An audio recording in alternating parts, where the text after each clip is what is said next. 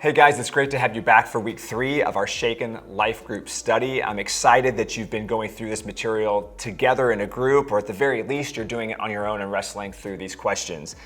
During this season, you and I were asking the Holy Spirit to shake up our lives and to move each of us to deeper steps of trust in Him. And so our desire through Shaken is to ask God and anticipate that He's going to do something in us and then move in powerful ways through us.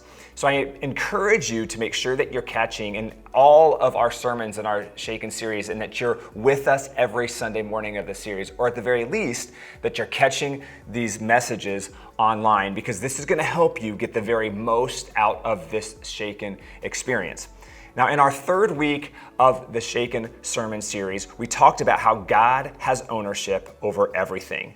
Everything we see around us is God's, and God has given us possession of His things so that we could be good stewards, that's the word we use, good stewards of His things. And when we steward God's stuff for His glory and for His purposes, you and I are going to see Him move in and through us in powerful ways.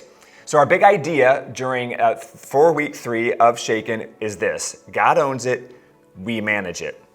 Okay, so be sure that you are writing that down in your Shaken guide in the Messages series, and this week it's on page 34. The big idea, again, God owns it, we manage it.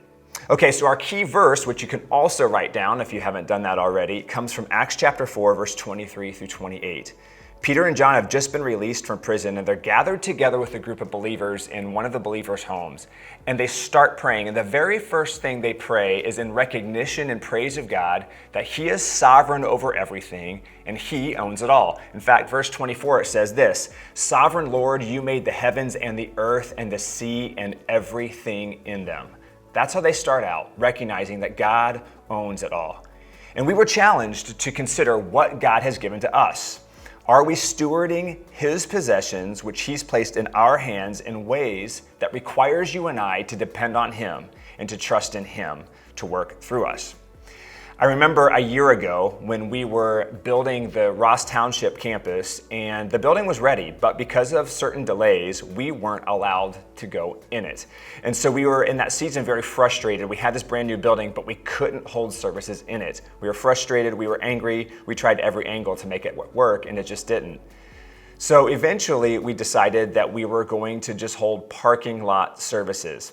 And I'm telling you, when God says, "Take what I've given you and use it for my glory, and trust me, I'm going to work through you," when we move, He does just that. And so we had parking lot services for a couple of weeks where we worshiped, we saw baptisms, we had guests join us in our parking lot for the very first time. And when we steward for God's glory what He's given to us and trust Him to move in His power and not ours, He shakes things up in our lives and moves us to places of trust. And now looking back, it was an incredible experience.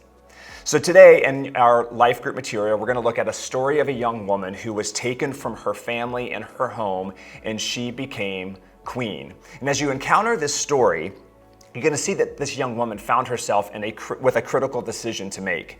When a decree was made that would end in the murder of thousands of her countrymen and her people, would she steward the position God had put her in to save her people by risking her own life?